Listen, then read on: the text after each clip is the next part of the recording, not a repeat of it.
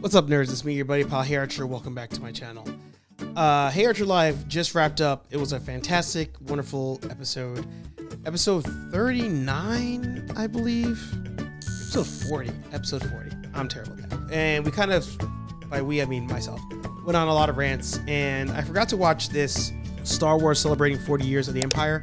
So I wanted to watch that kind of like featurette and kind of chat about it. Just in case YouTube does not upload HeyArcher Live episode 40 on the 17th, I want to make a video real quick so that way it shows I did something the 17th and that YouTube doesn't screw me out of completing Vlogmas a Jace 2020. So we'll watch this featurette.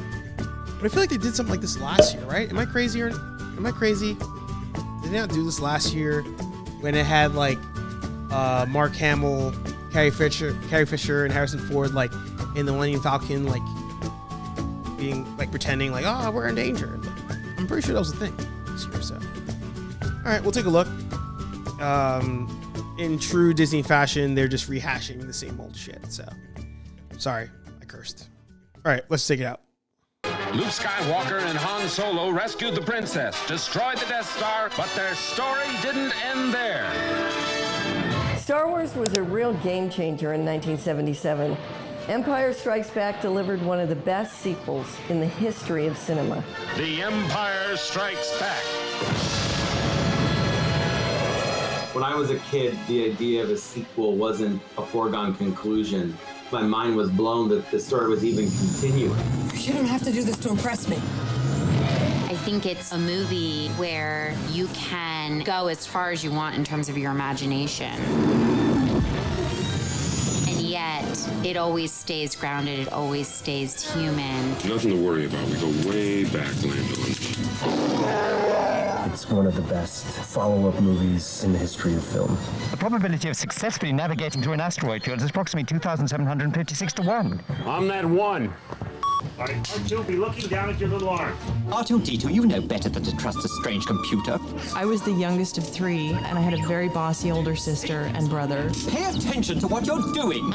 Oh, switch off. So I felt like I identified with R2. He was always getting bossed around through the whole thing. So when he fixed the hyperdrive, I felt very vindicated. I sort of felt like that was my place in my family, the smart one that nobody was ever paying attention to.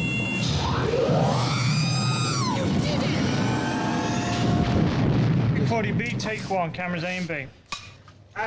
One of my favorite things about the film is Mark Hamill's performance, which I think is just so pitch perfect. He's confronting the darker parts of his personality. We see that fear and anger and frustration and impatience. It's really kind of astounding.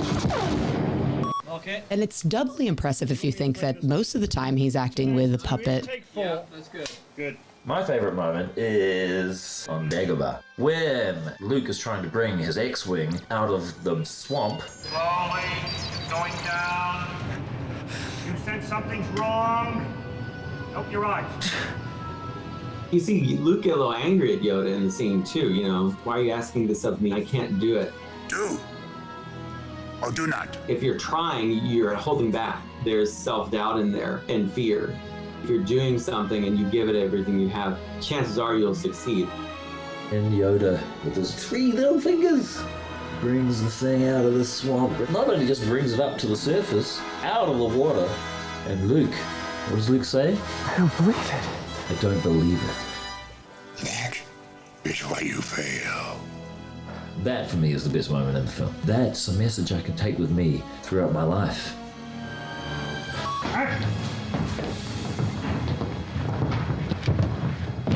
There's so much more Darth Vader.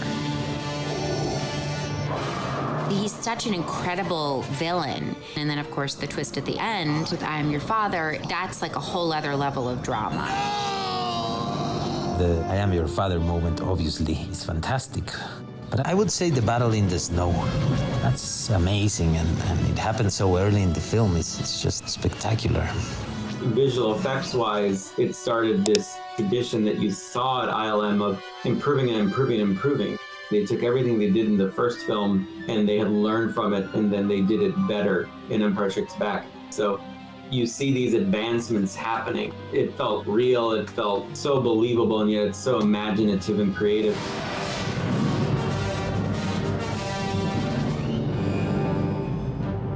The Empire Strikes Back is a very challenging film for audiences. None of the characters that you're following actually succeed in any possible way, you know? It's very dark and intense. But alongside this darkness is incredible fun, incredible adventure, some of the funniest lines. Laugh it up, fuzzball. Which can feel rather light. Yes, Your Highnesses. 15E, take 13. Han, we need you. What? Out! And what precisely am I supposed to know? That was good. That was good. We need the levity to bring greater depth to the peril. So it's a wonderful concert of light and dark, as Star Wars should be. Once you start down the dark path, forever will it dominate your destiny.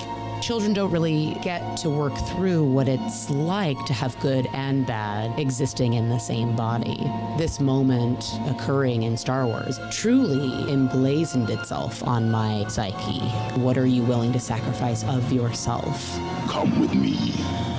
It is the only way. Yeah, the lighting I think is great on that.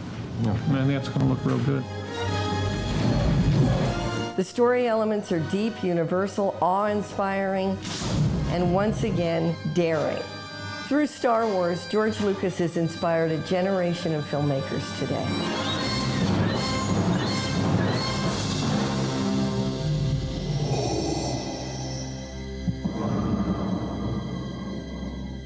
I will not even BS you. I legit got dirt in my eye in the Dagobah scene. Because it's I think when I watch something like that and I think about this movie and how to me it's one of the greatest movies ever made, like straight up one of the greatest movies ever made, because it pulls such emotion. And they made that point. They were like, nothing goes right for anybody in this movie, and it was one of the first movies to ever do that.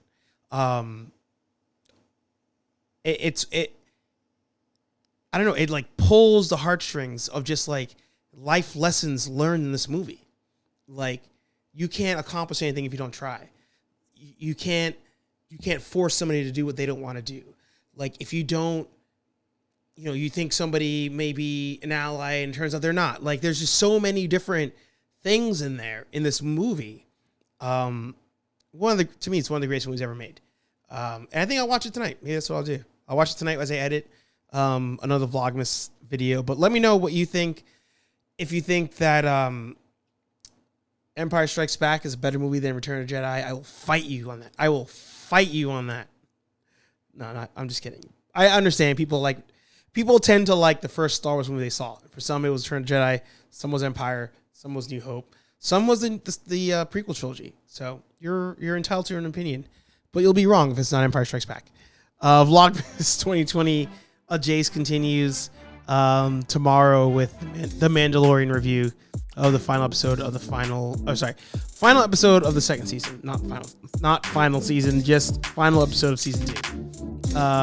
Like, comment, subscribe. I'll talk to all you nerds in the next video.